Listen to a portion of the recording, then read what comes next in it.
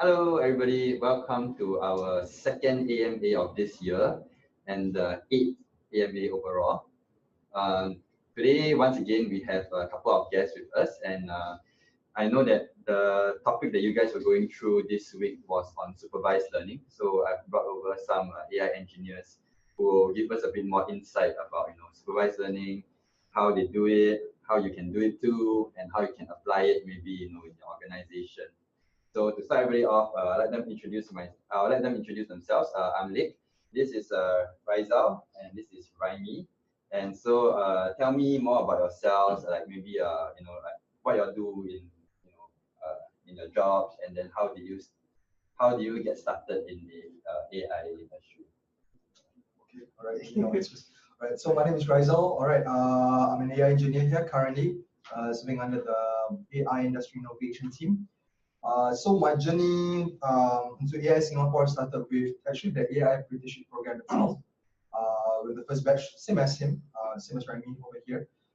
But the thing is that I somehow I didn't get through the no, as in I got through the whole assessment process, but then instead I was brought in as an intern first, and then they converted me into a full-time engineer, and now I'm under here supporting whatever initiatives we have under the AI industry innovation team, as well as I've conducted, I think for some of you, you might have attended the RPA workshops that we have over here for Tech UI. And when I'm not here at AI Singapore, I teach at NUS Scale for data science or data analytics topics. Yeah, that's about it. That's a summary of what I do over here. Hi guys, my name is Raimi. I'm an apprentice doing the first AIAP batch. Previously I was in NUS doing stats, major in stats, and then after that I went to a company for data analyst, become a data analyst. Then another company, data analyst, and here I am, AI Singapore. Cool. Oh, so Rizal, what were you doing before you started AI? Okay, so what I was doing, I was interning at this big MNC company. I was interning at NBC Universal basically as a research analyst. So I was there for about 7 months, and I was helping with doing analytics for the media portfolio there. Yeah, and also at the same time, I was just working on what do you call it? I was just bolstering my data analytics, data science skill sets through hackathons and whatnot. That's my first professional experience with the whole data analytics, data science scene. Yeah, and then and just so after that internship was over, it was like about the next month itself. No, the same month that I ended the internship, I had the technical assessment for the internship program. So it's like a back-to-back kind of thing. Yeah. So once it started, it all happened in a hurry. Oh yeah, It's just somehow once I started, going into the industry, it's just full speed ahead. I see. Yeah. So, but like, what made you interested in AI in the first place? I think like when like if you look back like 5 or 6 years, like AI wasn't really a thing. It was like AI, then you think of like Robotic or something, right? Yeah. So what made you interested in actually like AI? Okay, so so people every time ask me what my major is, because especially the undergrads that I'm teaching, because they want to get into this industry as well, and they are worried that their major that they're currently studying in will not be able to give them leverage. But then rest assured, I give them a sense of assurance that I come from a banking finance background. None of my major electives are actually put into AI statistics or maths. But halfway through my course, basically what I did was I just self-learned R programming, which is one of the main programming languages when it comes to data science and AI. And yeah, I just picked that up myself, and then one thing led to another. I even started teaching R back in my undergrad days. And I fell in love with it, and I found out that, okay, actually this programming language leads to data science and even AI, and that's how I get to use those skill sets for the following professional stints that I took up. How about you, Randy? Like, how did you get interested in AI in the first place? Oh, it's funny because when I was in uni, right, we learned R, and then R is like a bit programming language ish, right? Yeah. And then we also learn C programming language. And I thought like, well, those kind of like screen, everything black color, and then only the font white color, then cool, right? So that's how it all started lah. Okay, so Hacker. Start from there. Yeah. And then so I didn't do much of programming language, only like when I started this program that I started learning Python, and then I discovered that Python opens up so many doors. Yeah. True. So it looks like usually the path into like AI starts with like R or Python, and then something sparks your interest, and then you just get into it. I think that's true for a lot of us here. yeah. Yeah.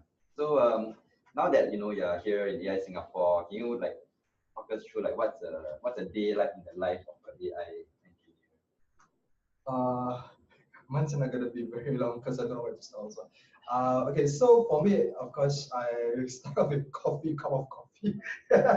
Start with a cup of coffee because that's essential to me. Yeah. Cup of coffee. Yeah, to me, I'm not attached to any projects currently.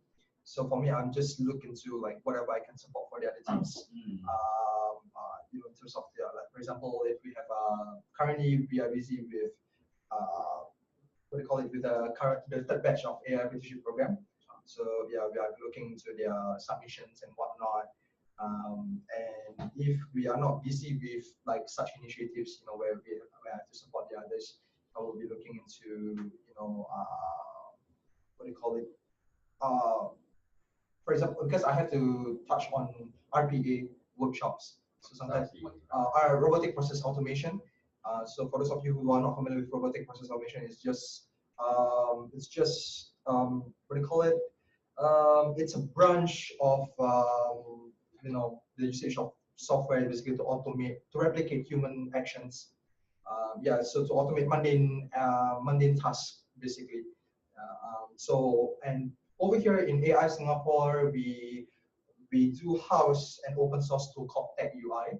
And this open source tool, currently we do conduct workshops for it and whatnot from time to time. So sometimes I do get busy into looking into that tool and think about how to conduct the workshops, because we as part of AI Singapore is that we want to educate the masses about AI and RPA being a branch of it. We also intend to educate a lot of people about it, and that's what I'm looking into. Other than that, what else? Even though I'm not currently working on projects, I'll be taking up projects soon. So I'm now looking into what kind of stack would be a good fit for this project. I can only be vague about it for now.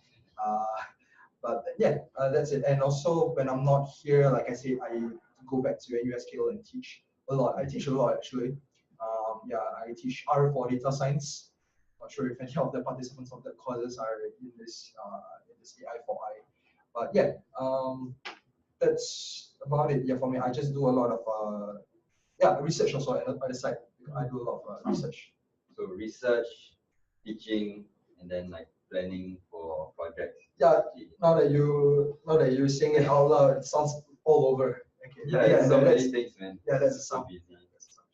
Yeah. But his one I think will be more structured. So I'm interested to hear more from you. So remember last time I like to see the black screen and the white font, right? Yeah. So it's now happening to me. Oh, nice. True. Yeah.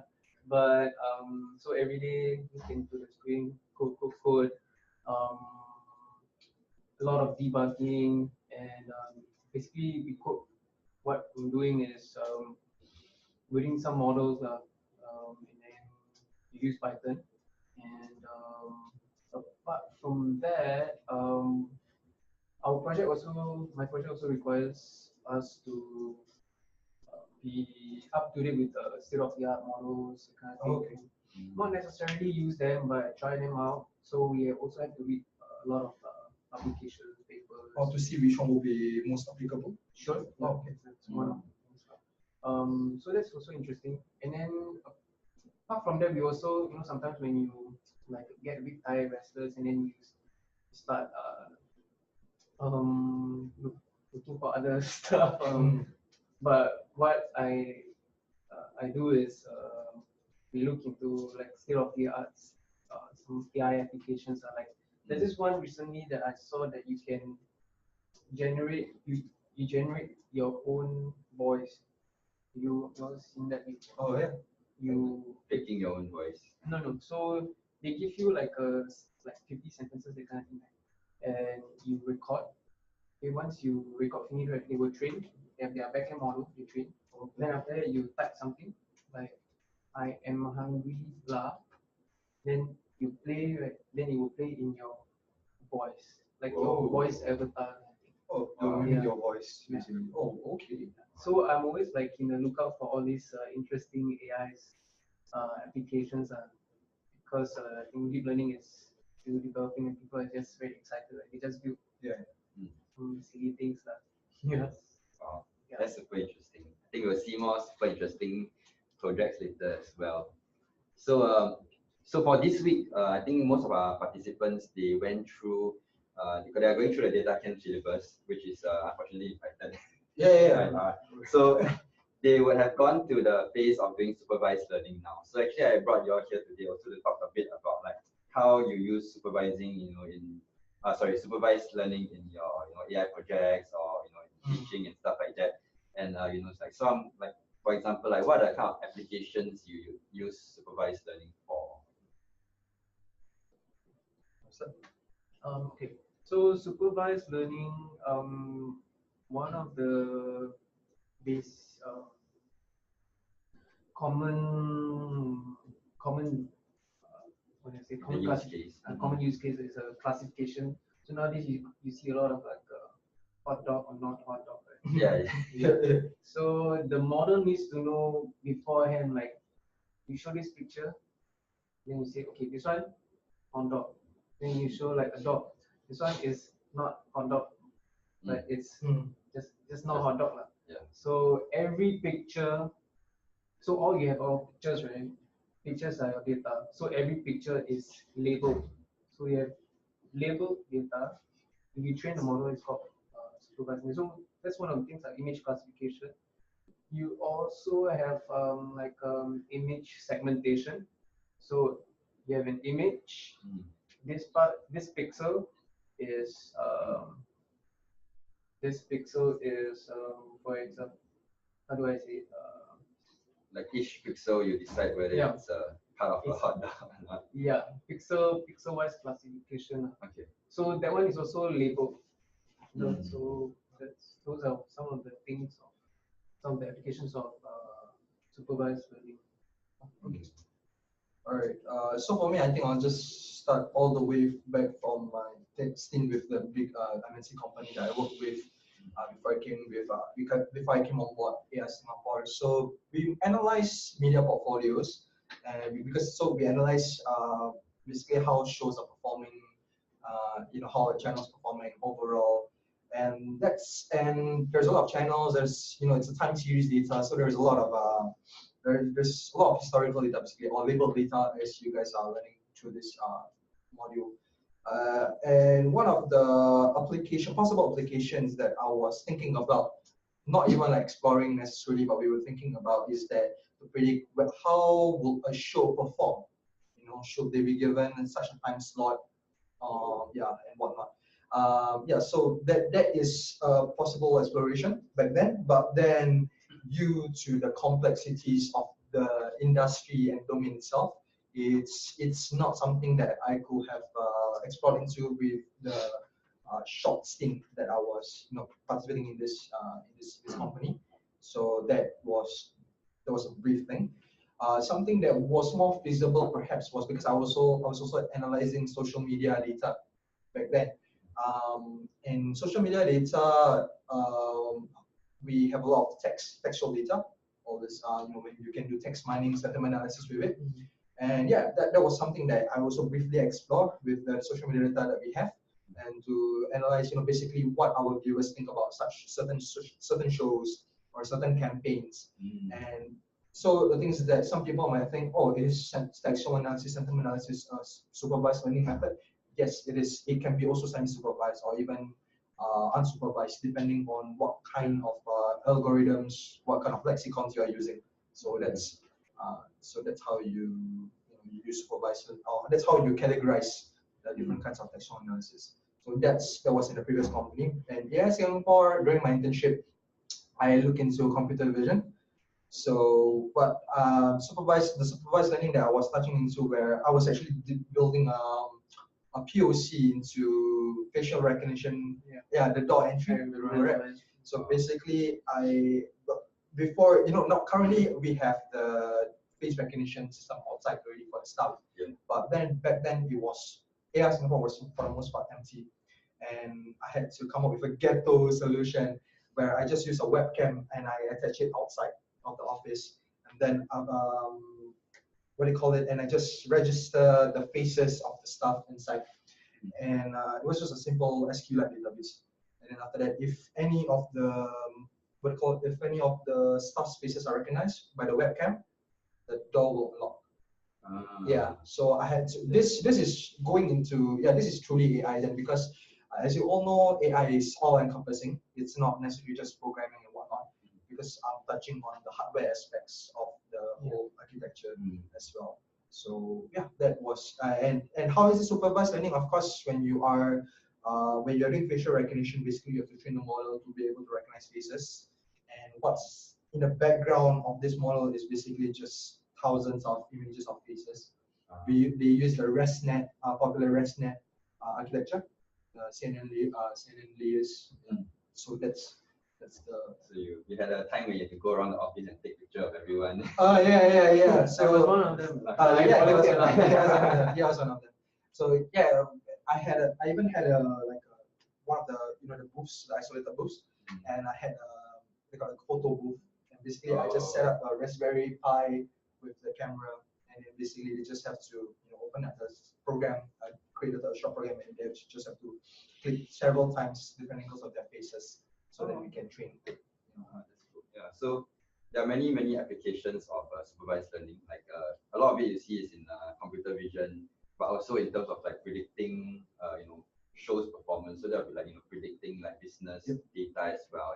And some people use it to try and predict, I don't know, stock prices, or even like like a lot of different kind of things.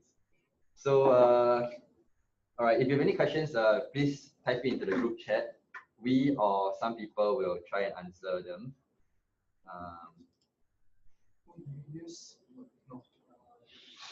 So I don't think I think most of the questions have been answered here. So we can. Are applicants to the apprenticeship program required to be on GitHub with open source projects to clarify? Oh, okay. Maybe you can answer that one. Not necessarily GitHub, because we have been screening applicants' portfolios and resumes. Not necessarily GitHub, can be Bitbucket or GitHub. No, I'm just kidding. I mean, it's all just using a way to actually showcase what you have done in the past. And I think for people who finds it hard to display their proficiency due to the sensitivities of their projects, that they have done in their previous professional stints, and I guess you could use your resume to detail well as to what kind of software you have been using, what tools you have been using. Of course, there are the terminologies that you might want to showcase. And of course, it will greatly help if you have your own side projects, because we certainly appreciate people who go out of their own way to actually, just bolster their proficiency outside of the work context. Yeah, and for that, the same applies to undergrads also, because for example, if you create a GitHub portfolio and they just contain projects which are actually just directed from their school curriculum, I think it will be more impressive if you create GitHub projects which are derived from somewhere outside of the curriculum, where it's more original per se. Yeah, something that's more personal perhaps, rather than very academic incline. Something that you believe in. Something that you believe in. Yes. Yeah, something that's that it should be. It should say something about yourself also. Yeah, that's cool. That's very nice. So like when you, I mean, like when you're doing our projects, you have a wide variety of tools to use. That's like Python, R, Matplotlib, scikit-learn, so many kind of packages. So personally, like when you're working here, what kind of packages or modules you think it'll be useful to know, so that when you work outside projects, you have something to think about when you are stuck. Yes. Oh yeah, sure. Yeah. So last time I was doing R, right? Learning R. Then when I came in, I thought, what's this Python? Then like 2 months later, like I ditched R already. Ah. Yeah. So it's all just Python, but don't exactly ditch, right? Yeah. So for Python, right now the up and coming is deep learning. Right? So I've been using the TensorFlow and Keras frameworks like this. And for visualizations, Matplotlib is the way to, it's the normal thing to. Yeah. The first one. Yeah. Wow. Where do we start? I don't know. It depends on what you want to use it for. For what purpose? Like basically, you don't. I guess you don't start with a package and then think about what you can do with the package. Yeah, for sure. Correct. Yeah. So for me, my personal preferences when it comes to all these tools, for visualizations, I prefer R so far. Yeah, because I mean not just me, a lot from the community, data science community, has ggplot2 has been like a champion of the whole R's ecosystem. Yeah, and a lot of people, even though even though Python has their own set of tools, like for example, Seaborn, Matplotlib, even Plotly, Bokeh, but then the thing is that R's ggplot2 just have been expanding very well, has a good documentation and whatnot, and going outside of ggplot2, we even have all the HTML widgets, interactive visualization tools, like Leaflet package is one of my favorite ones. Yeah, so visualization and even dashboarding. Yeah, dashboarding, I still like quick dashboarding capabilities, app creation. I still go back to R from time to time, using the R Shiny framework. Yeah, so there is that for R. But for Python, I think I switched to Python especially when I was doing this computer vision project. Yeah, because people don't usually resort to R for computer vision. Yeah, that's where R lacks in terms of deep learning when it comes to computer vision. Most people resort to Python. So yeah,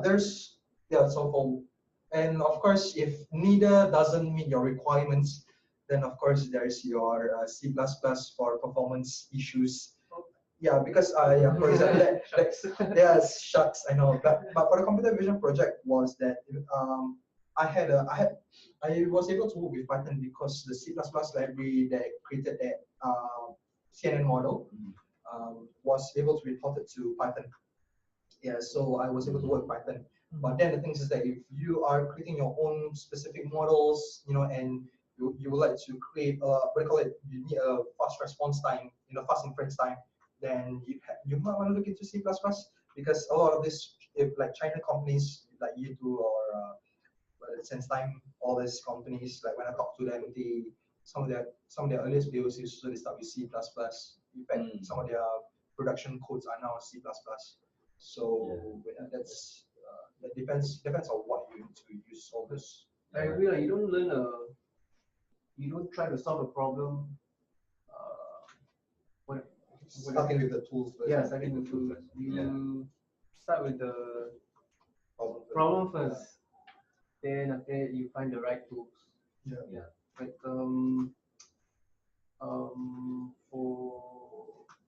for example, for visualization, I like to use Tableau. Tableau, there's a free version. Oh yeah. Tableau for if you have numerical data, just drag and drop, and then you can straight away see whatever that you want to see. Assuming it's clean data, like clean, yeah, clean. Okay. Clean the data in Python and then throw it to Tableau to visualize. Yeah.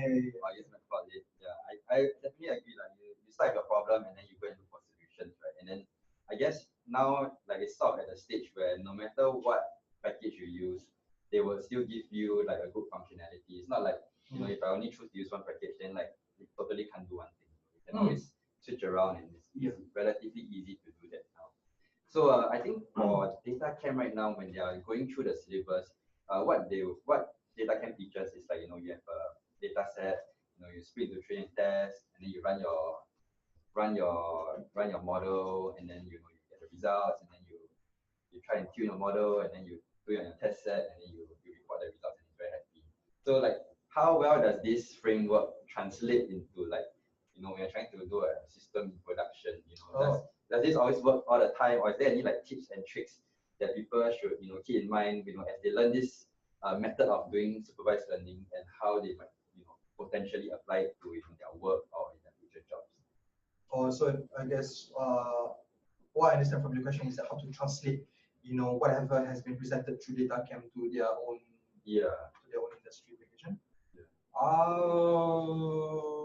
Okay, because data chem is good at having you go through the workflows of data science, and even so, it can be, depending on the modules itself, it can be very specific to a part of the whole workflow. Yeah, so that's where of course, from whatever they're going through now, they're just covering bits and bits. So I think they are not done with the whole career track, right? Not yet, right? Yeah, not all of them. But almost like since they are at the end of the course. Yeah. Okay. So I think because I've looked through this module so far, and the module just covers the modeling part, train, test, split, even cross validation. But then the thing is that when it comes to the industry applications and whatnot, I think more time you'll be spending a lot of time investigating on the data cleaning part, EDA part, not to mention the EDA part. And the reason why you'll be spending a lot of time for the data cleaning part and the EDA part, the exploratory data analysis part, is because it's crucial that you investigate the complexities of your industry and see whether it's even possible. Before you even create your model, you even have to investigate whether it's feasible creating a model for your problem set. So it's because the data set that they've been provided with inside this model, of course, it's clean, convenient for them to just split the data, and proportions are all good, all the classes proportions are good. But then, of course, no such things in real life. So and that's why a lot of data scientists, there's a lot of emphasis on statistical concepts, because through those statistical concepts, then you can figure out as to the complexities of the problem that you're facing.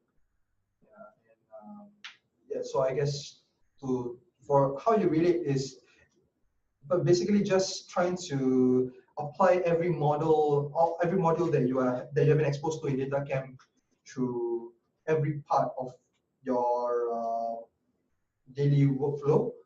Just basic, and of course apply your domain knowledge to it. Yeah, I'm not sure if that's a clear way of answering the question, but that's how we'll go about it. Yeah. Any thoughts? I agree with the EDA part. There's a lot of time that you spend on not only exploring the data first, but also cleaning the data.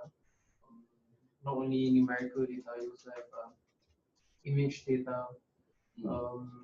Maybe some images are 1 pixel off, and then because your model only accepts the certain dimension, just by 1 pixel off, and you cannot use that data already. So there's a lot of you have to explore the data first. And I think there's a lot of as you do your supervised learning, there's a lot of things that you have to watch out for. Like sometimes you have very unbalanced classes. Like negative, positive examples like 99%, and negative examples 1%. So these are a lot of the gadgets that you see when you wrangle your data into a while.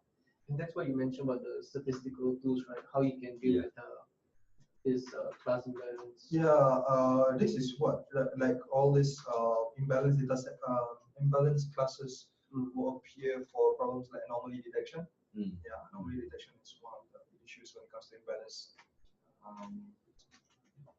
Yeah, so okay, even you have like an imbalanced data set, what are some of the like the typical ways that you try and solve this problem?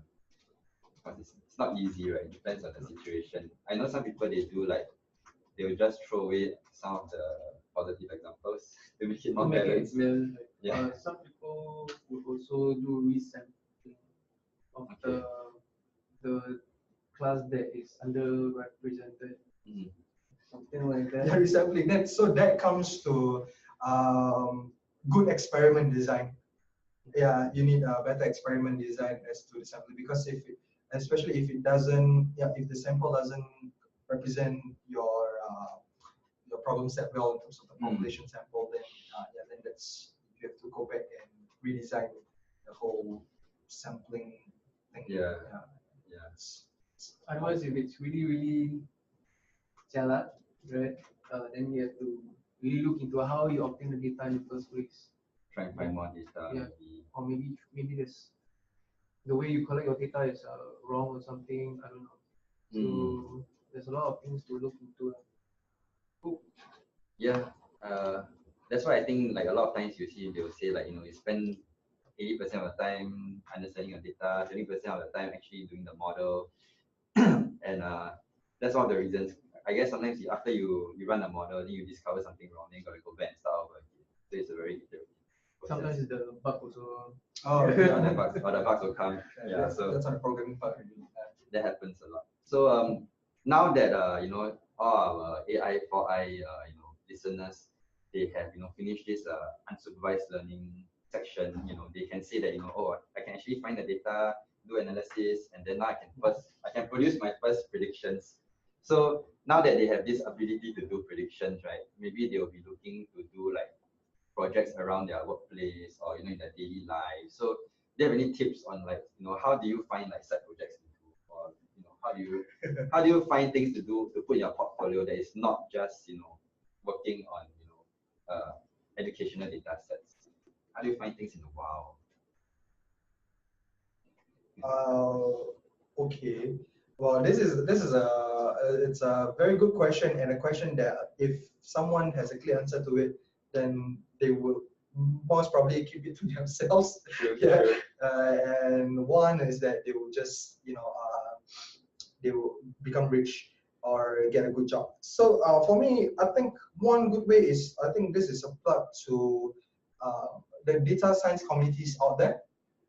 So there's this, I suggest people, for you to expand your network and for you to be closer to the community, to go to meetup.com and go for all this and search for data science communities, data science groups where they talk on, the latest, progression on data science or AI. But it could be advanced for some of them, but don't worry, this data science group also cater to people who just trying to explore the industry.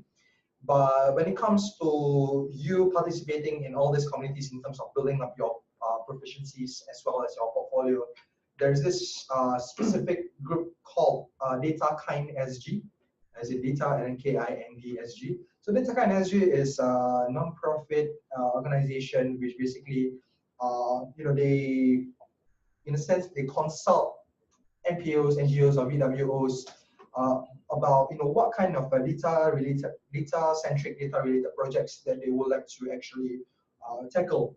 What problems are they facing, and from these problems that they have been provided with, in a sense, they become problem sponsors, project sponsors.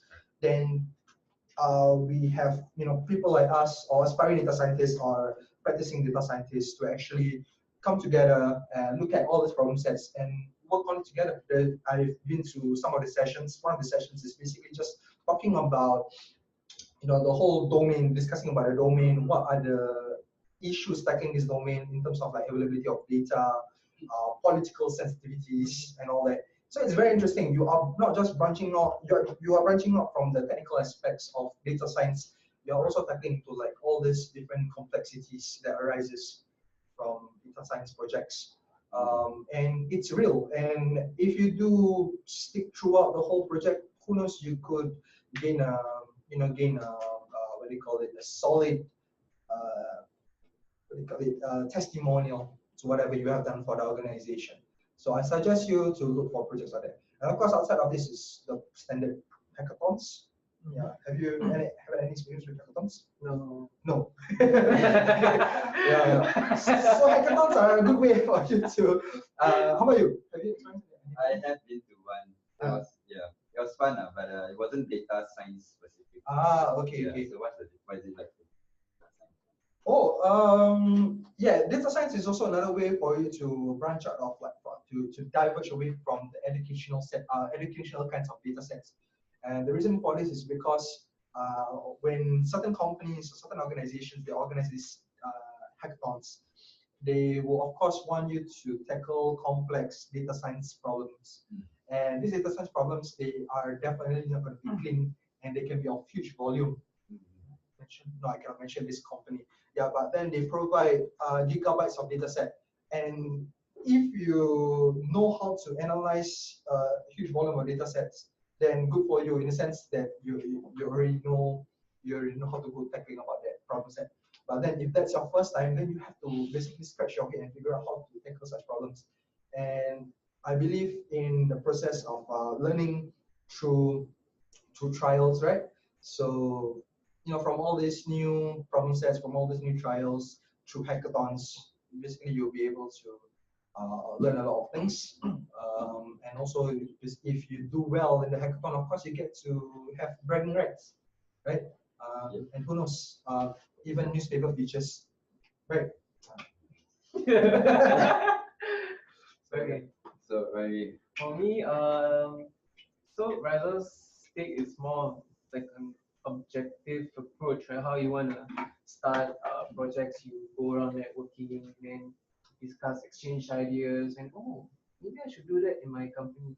But for me, I would like to see it as what your perspective, you should think of it as you are lazy, you want to do shortcuts, you want to find shortcuts. Hey, actually this one I can just do like that, or I don't need to do like that, kind of thing. So I'm talking about automation. So I think a lot of companies are going to automation. Right? So if certain things can be automated, then that one will increase productivity of the other workers, right? So try to find shortcuts and what is it that is lacking, and then you can build on it. Maybe just quickly start prototyping, then show it to your boss. I think this one kind of works with this prototype. Then your boss agrees, then you start building on it, make it more scalable and so on. I see. I guess sometimes you just look at other people's project and then you get inspired also. Yep. Or I think that's how a lot of side projects come about. So I guess the idea is to try and automate your job. Yeah, so maybe just then I'll throw out a resource for learning automation. And since you guys are learning Python, you guys might want to take a look into this book called Automate the Boring Stuff. I think that's the title of the book. Automate the Boring Stuff. Can you type it? Are we able to type it here? I don't know. Yeah, type it into the group chat. Automate the boring stuff. Yeah, who wants to do boring stuff? And also someone asked, what's the free version of W just now? Basically just Google for W public. Yep, W public. Yeah. But that one is the free version of W, which is W public. You are not able to save whatever work you have done. Sorry to say. Yeah, and any work you have done, if you want to save it somewhere, it's uploaded to W Cloud. Yeah. The platform, the platform there. And the thing is that, of course, that won't be safe for you if you have to work on your own enterprise data. But if you have some interesting data and you have some interesting visualizations that you want to share with the world, you can just upload it. Yeah. Share the stuff that you find. Right? Yeah. Cool. So okay, now that we all this cool stuff about how you can find your project. So let's say you identify a project in the workplace, want to automate X, Y, and Z. So you guys have worked on various AI projects before. How do you like talk to people who are not remotely interested in AI or who know nothing about AI and try and get them to buy into your project idea? How will you tell your boss to automate stuff? Oh, wow. Do you have anything to answer?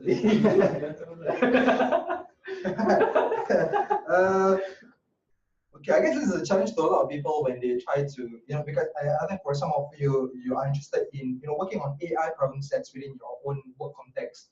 But then in terms of like getting resources and whatnot to actually, create these AI solutions, and then basically first of all, creating a POC for your, for your stakeholders, for your supervisors. That's the hard part. But then I don't know, there's a hard workaround around all these problems, in the sense that how some of my friends out there who have to deal with budgeting issues and whatnot, is to create POCs around open source tools.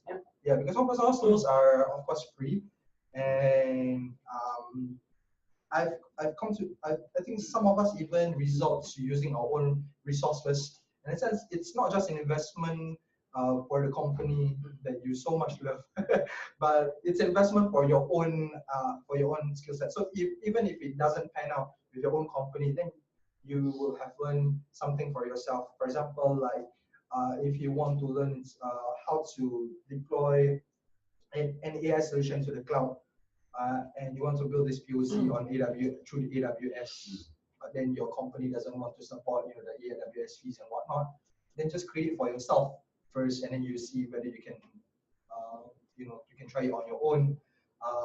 But the thing is that you will find that there's a lot of hurdles that you go through in trying to come up with a solution, and from all these hurdles you learn a lot for yourself. It's not just for the benefit of your own company. So there is that. And yeah, also before that, you should even find out if your company even needs AI. Yeah, that's the first thing, because you shouldn't think about where what do you call it, how AI can help, your company, but rather a better question would be, is this problem solvable through AI, in a sense? So the problem has to come first. Is there a problem, and then can it be solved through AI or data science? Yeah, and for some of you, you might be provided with a data lake or a set or huge data sets. You might be thinking about, what kind of data solutions can I come up with from these data sets?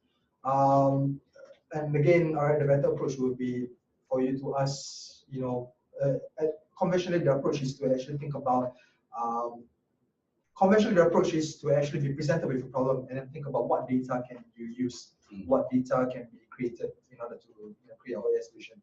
So in a sense, the problem comes first. So, and even, but then what I do know a lot of companies out there needs more is automation of stuff. So look into that maybe first before thinking about complex AI solutions. Well, I guess if you can't get your boss to believe in you, you can invite him to join one of the AI for everyone sessions, where they'll give him a quick rundown to AI, what's so good about it. Maybe by the time he comes back, he can't wait to talk to you. Yeah, give you his data set. Make him attend AI for everyone. AI for everyone. I think twice per month, right? AISingapore.org/events. Yeah, check it out. Shameless plug. Subscribe to the newsletter. Yeah. Okay. So I think for now, now we can have some fun. Rami has had some side projects that he would like to show us. How what do you call it? AI can be implemented to for fun and games, or even for some practical purposes. Yeah. So, okay. Web developers will be interested. Yeah. Web developers. Because yeah. Because you explain later why. Okay, so I did two side projects. One involving speech, one involving images, and they are both using. I was using JavaScript for these. Okay, so I have this thing called the quiet listener. So what is a quiet listener? What's a quiet listener? I don't know, stalker. So like let's say you are in a meeting, right, with like full of technical people, and you just have to be there somehow, but you know. So okay, You can just use this. I think the screen is being shared. I need this. Oh, Oh, the start button at the side. Yeah, so don't know. Okay, don't know. Okay, so let's say I'm in a meeting, and these two are very technical people. Right? Okay, so what I do is I will just sit and I will start this thing, and this will listen to what they will be talking. So let's say you are in a meeting talking about deep learning models. You just say something. deep learning, artificial neural networks, supervised learning. What else do I talk about? Python, SQL, pandas. Hypothesis testing. Any other? Statistics. Okay, so what this does is it will just record whatever you are saying. And what it does is it will take note of the nouns. And once you have all these nouns, right, you have it over here in the terms.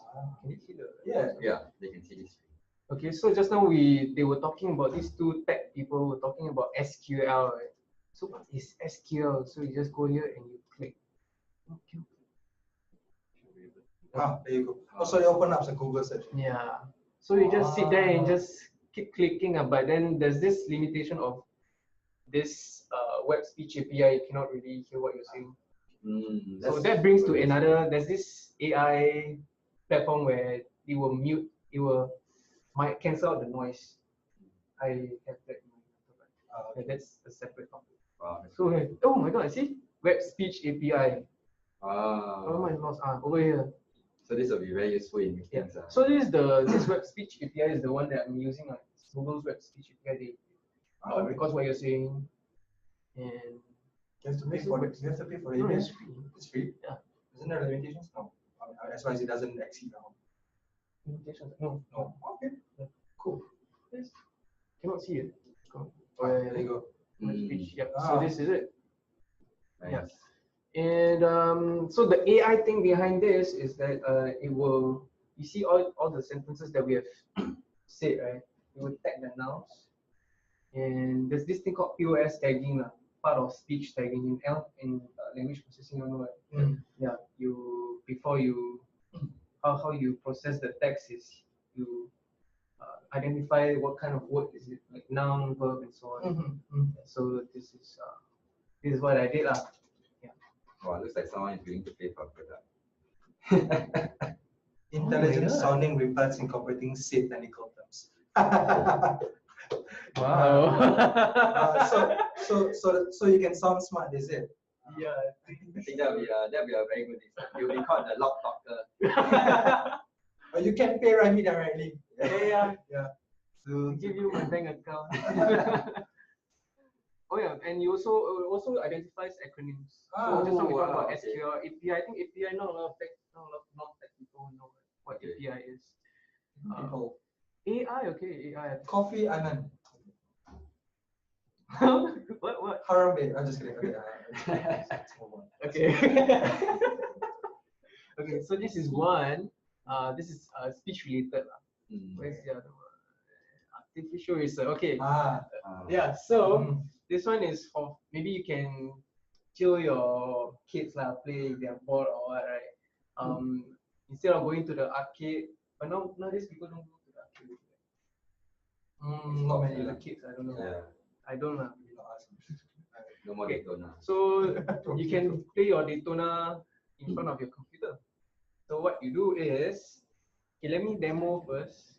Okay. I'll just taste you. Yeah, I don't know. Yeah, I don't know. You can help me click. Okay. So pause how you stir left. Okay. Yes. How many examples are there already? 17. Let's make it to 50 lah. Okay. And Yeah, done. Okay, suppose how you would still write. Okay, still write. So for those not seeing the link to supervised learning, you are now supervising the machine to learn what steering left and steering right looks like. Yeah. So this application. Okay, done. And how you go straight? You drive straight lah.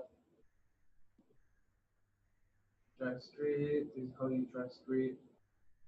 How many examples? Is it 3? Yeah, 28.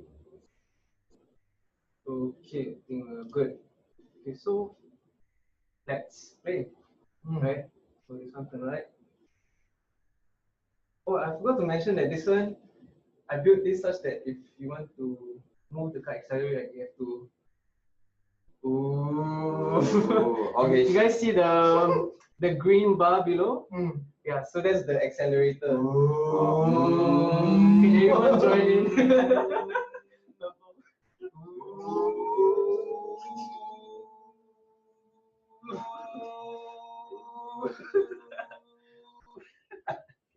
So turn left. Maka is not telling you, okay, usually. Just send from the link, though. Okay. Don't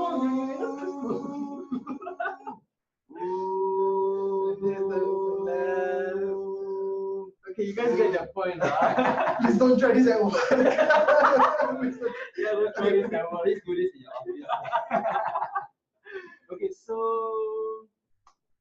yeah, it's still driving. Okay, so what are these examples, right? So these examples meaning pictures. So over here, there are 45 examples. That means 45 pictures taken of how you would steer left. So that's why, like sometimes I like that, because you don't steer left like that. You like vary a bit, then you make your face different, so that the computer can recognize.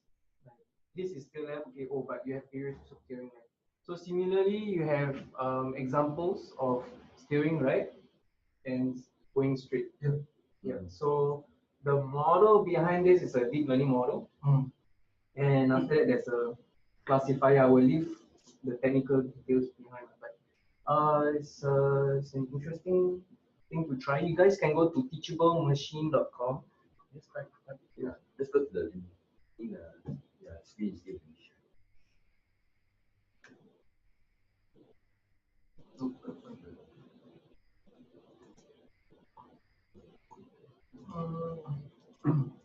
Yeah.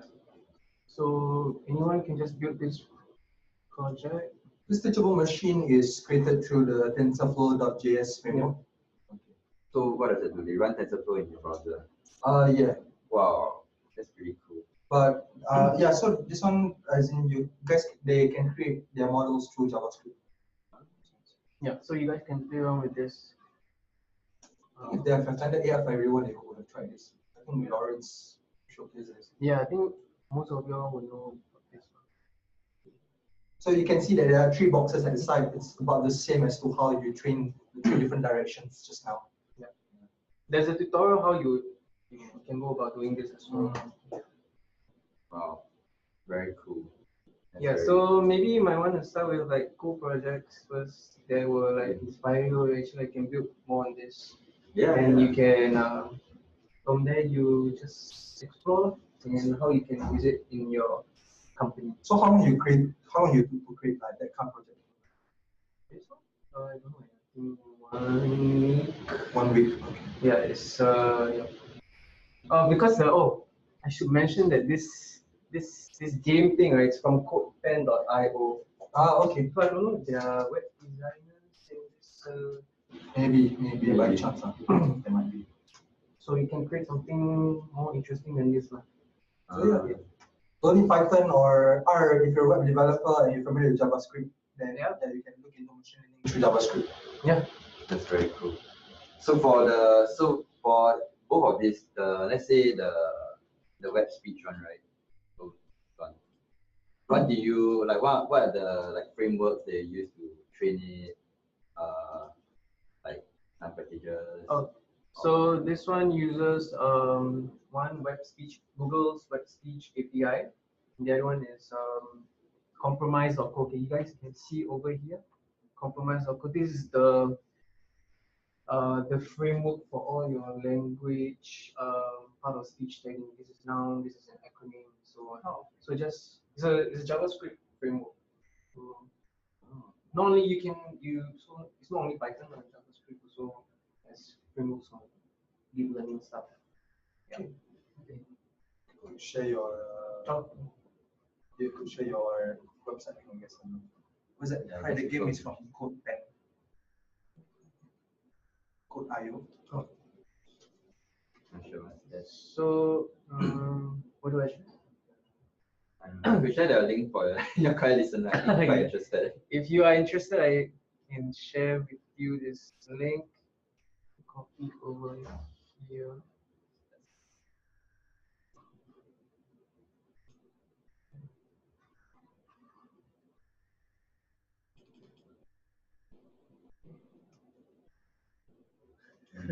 So they can now edit the code for their own purposes. Yep. And use it to generate clever sounding responses. Yeah.